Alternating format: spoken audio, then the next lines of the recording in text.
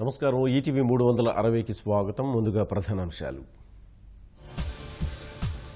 Form 7 దుర్వినియోగంపై ఎన్నికల సంఘం కన్నెర్ర. అక్రమాలకు పాల్పడిన 45 మందిపై కేసులు.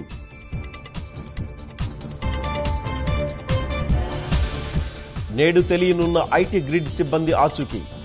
ఉద్యోగులను హాజరుపరచాలని తెలంగాణ హైకోర్టు ఆదేశం. చిత్తూరు జిల్లాలో నేడు సీఎం పర్యటన.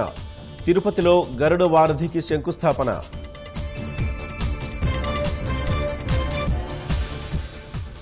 దండుపాళ్యం తరహాలో అంకమరావు అకృత్యాలు. 32 కేసుల్లో నిందితుడని తేల్చిన పోలీసులు. మసూద్ అజర్ చనిపోలేదంటూ మీడియా కథనాలు. జైషేపై కఠిన చర్యలకు సిద్ధమవుతున్న పాకిస్తాన్. దేశవ్యాప్తంగా మహాశివరాత్రి వేడుకలు.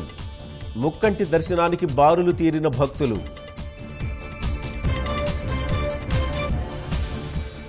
తుది ఘట్టానికి చేరిన ప్రయాగ అర్ధ కుంభమేళా.